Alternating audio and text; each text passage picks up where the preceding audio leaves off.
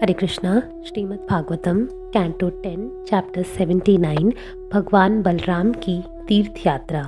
सुखदेव गोस्वामी ने कहा, हे राजन, तब प्रतिपदा के दिन शुक्ल पक्ष का पहला दिन एक प्रचंड तथा भयावना झंझावात आया, जिससे चारों ओर धूल बिखर गई और सर्वत्र पीप की दुर्गंध फैल गई। इसके बाद यज्ञशाला के क्षेत्र में बलबल द्वारा भेजी गई घृणित वस्तुओं की वर्षा होने लगी। तत्पश्चात वह असुर हाथ में त्रिशूल लिए साक्षात प्रकट हुआ।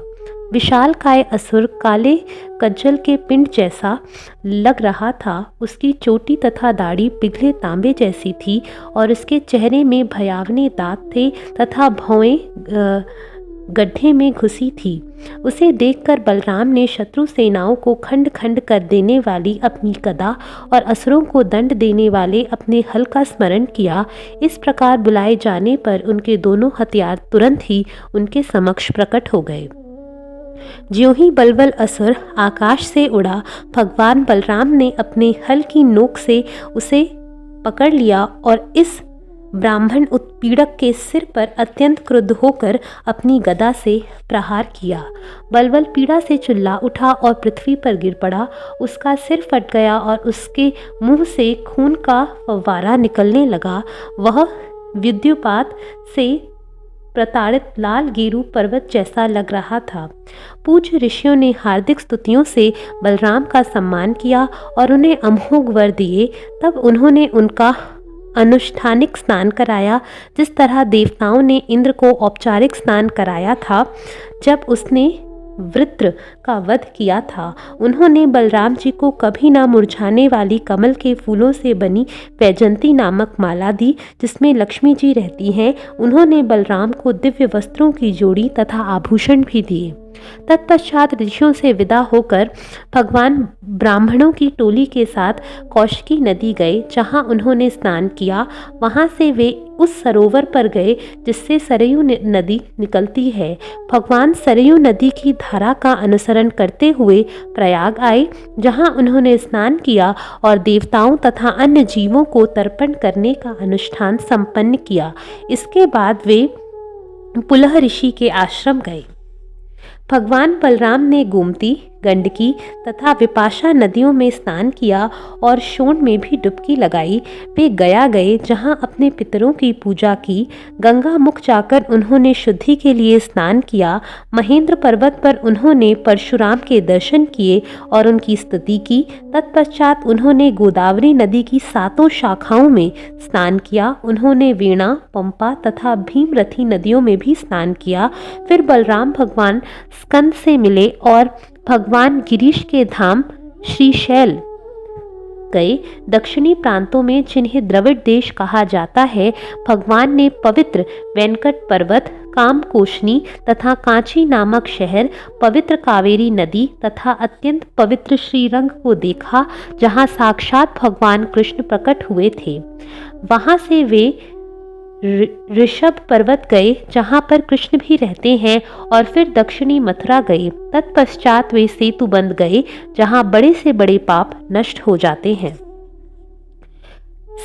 सेतुबंध रामेश्वरम में भगवान हलायुध ने ब्राह्मणों को दान में 10,000 गौवें दी। फिर वे कृतमाला तथा ताम्रपर्णी नदियों एवं विशाल मलय पर्वत गए।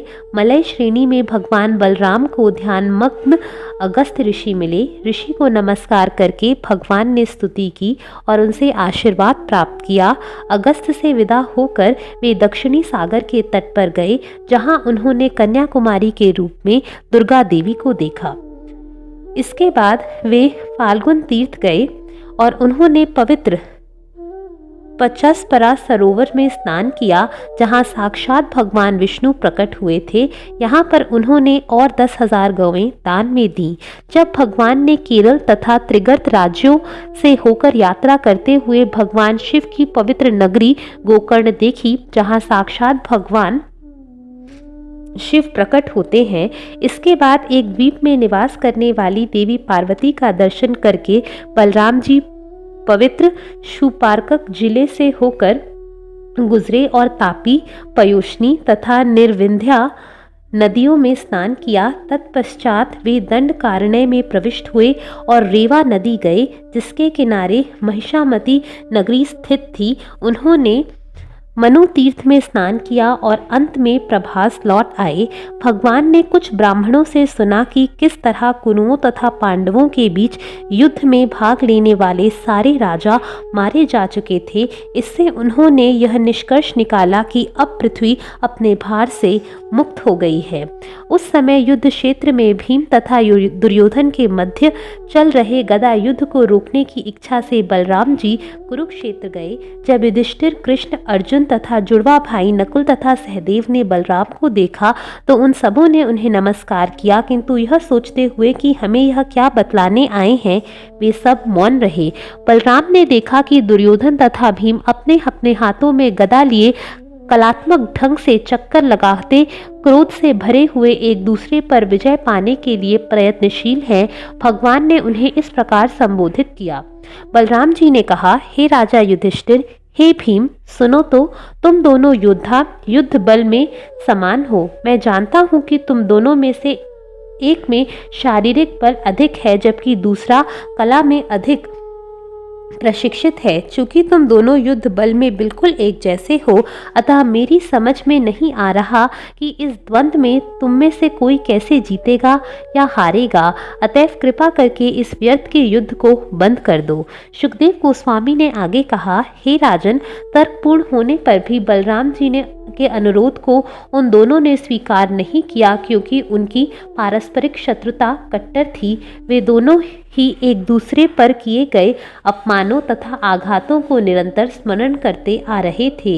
इस निष्कर्ष तक पहुंचते हुए कि युद्ध विधाता द्वारा आयोजित होता है, बलराम जी द्वारका लौट गए। वहां उग्रसेन ने तथा उनके अन्य संबंधियों ने उनका स्वागत किया, जो सभी उन्हें देखकर प्रफुल्लित थे। बाद में बलराम जी नैमिषारण्य लौट आए, जहां ऋषियों ने समस्त यज्ञों के साक्षात रूप उन्हें प्रसन्नता पूर्वक विविध प्रकार के वैदिक यज्ञों को संपन्न करने में लगा दिया। अब बलराम जी समस्त युद्धों से निवृत्ति प्राप्त कर चुके थे। सर्वशक्तिमान भगवान बलराम ने ऋषियों को शुद्ध आध्यात्मिक ज्ञान प्रदान किया, जिससे वे सभी बलराम जी के भीतर सारे ब्रह्मांड को देख सके और यह भी देख सके कि वे हर वस्तु के समाये हुए हैं।